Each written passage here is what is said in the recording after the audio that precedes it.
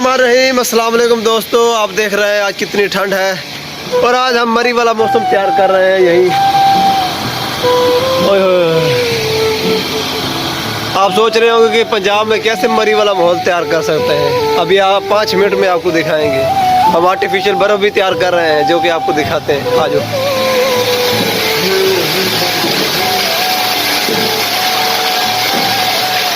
ये देखें, ये नजर आ रही है आपको, ये आर्टिफिशियल बर्फ है।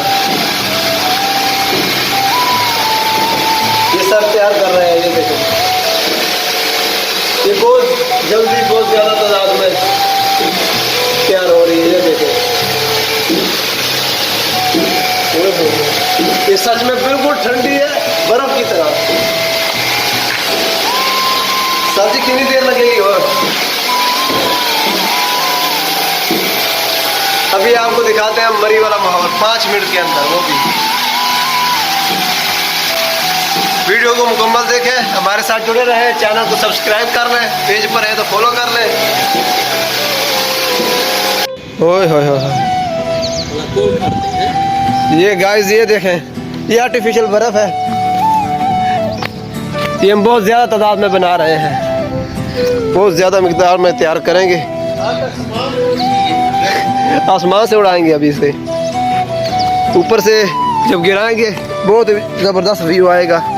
अभी ये सर तैयार कर रहे हैं अंदर। अभी ये हमने इसका सैंपल दिखा रहे हैं आप। ओए होए, बारिश का मौसम बन गया है। बारिश आ गई तो हमारा काम ख़राब हो जाएगा, क्योंकि बारिश में हम अपना जो